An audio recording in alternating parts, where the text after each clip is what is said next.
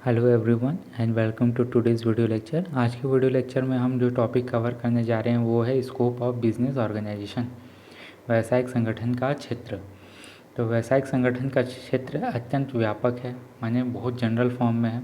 इसके अंतर्गत business organisation की कार्य प्रणाली का संपूर्ण रूप से सम्मिलित किया जाता है। समान रूप से इसके क्षेत्र में निम्नलिखित क्रियाओं का समावेश किया जाता है।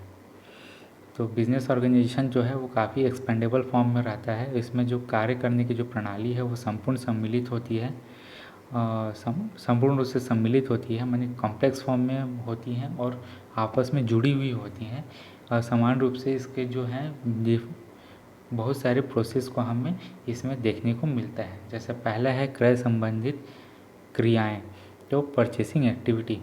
तो बिजनेस यूनिट में के लिए उचित किस्म माने बेस्ट प्राइस की प्रोडक्ट्स बेस्ट प्राइस पर एवं समय पर बेस्ट मात्रा में या फिर अच्छे मात्रा में अगर परचेस करने के लिए संबंधित समस्त प्रोसेस का समावेश अगर बिजनेस ऑर्गेनाइजेशन के अंतर्गत होता है। देन सेकंड जो है वो है विक्रय एवं वितरण संबंधित क्रियाएं, सेलिंग एंड डिस्ट्रीब्यूशन एक्टिविटी। तो बिजनेस ऑर्गेनाइजेशन के क्षेत्र में वस्तुओं एवं सेवाओं के विक्रय एवं वितरण से संबंधित समस्त क्रियाओं का समावेश होता है। इसके अंतर्गत एडवर्टाइजिंग एंड सेलिंग का इंक्रीमेंट करके संबंधित सिद्धांतों का गहन अध्ययन किया जाता है ताकि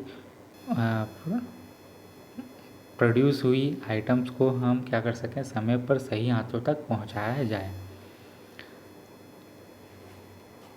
देन नेक्स्ट और जो है वो है फाइनेंशियल एक्टिविटी।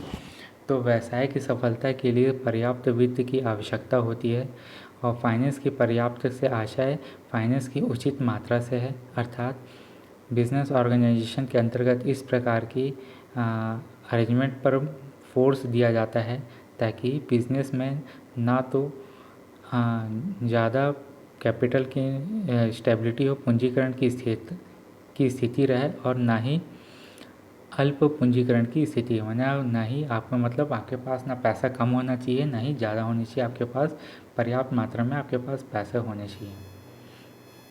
देन फोर्थ जो है वो है इंजीनियरिंग एक्टिविटी। तो प्रेजेंट सिनेरियो में स्पेशलाइजेशन, वर्किंग डिवीजन, विवेकीकरण, वैज्ञानिक प्रबंध माने साइंटिफिक टेक्निक्स या साइंटिफिक मैनेजमेंट आदि को अपनाए जाने के कारण इंजीनियरिंग डिपार्टमेंट में पृथक स्थापना की जाने लगी है ताकि उत्पादन, डिज़ाइन, प्लांट इंजीनियरिंग क्रियाओं को पृथक से संपादित किया जा सके। देन फिफ्थ जो है वो है नियोजन एवं नियंत्रण से संबंधित क्रिया, प्लानिंग एंड कंट्रोलिंग एक्टिविटी। वर्तमान समय में प्रोडक्ट प्लानिंग एवं कंट्रोलिंग डिपार्टमेंट बिजनेस ऑर्गेनाइजेशन का एक महत्वपूर्ण अंग बन गया है। इस डिपार्टमेंट के अंतर्गत प्रोडक्शन की योजना तैयार की जाती है तथा विभिन्न नियंत्रण तकनीकों के संरक्षण में उत्पादन क्रय संपादित किया जाता है। देन उसके बाद सिक्स्थ जो है वो है पर्सनल एक्टिविटी। तो ऑर्गेनाइजेशन में कर्मचारी उसकी अमूल्य निधि होते हैं तथा उसकी सफलता व विफलता उनकी कार्यकुशलता व अनुभव पर भी निर्भर करती है। अतः आज बिजनेस में स्किल्ड लेबर्स की नियुक्ति, ट्रेनिंग, वर्किंग डिवीजन और सैलरी एवं कार्य संबंधित माने वर्किंग से रिलेटेड जो फैसिलिटी से संबंधित क्रियाएं या प्रोसेस बिजनेस ऑर्गेनाइजेशन का आवश्यक अंग बन चुकी हैं। देन सेवंथ जो है वो है आपका ऑफिस एक्टिविटी। तो ऑफिस एक्टिविटी से हम ये समझते हैं कि व्यवसाय के क्षेत्र में बढ़ती हुई जटिलताओं के ने ऑफिस संबंधित क्रियाओं में काफ़ी वृद्धि की है।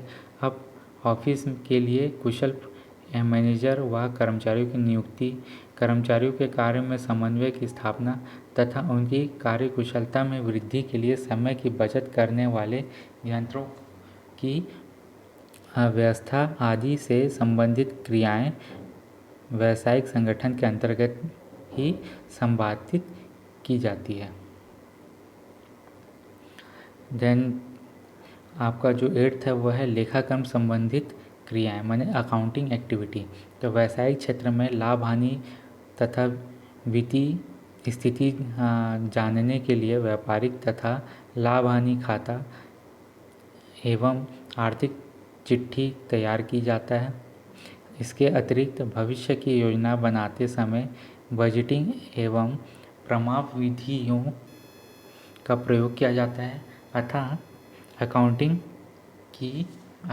भी बिजनेस ऑर्गेनाइजेशन का एक इम्पॉर्टेंट पार्ट बन चुका है।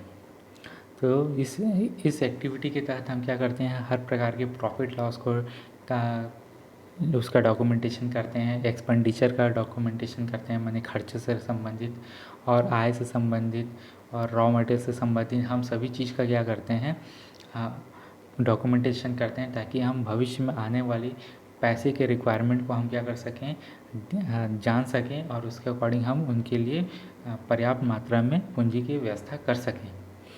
तो आज के वीडियो लेक्चर में इतनी। Thank you.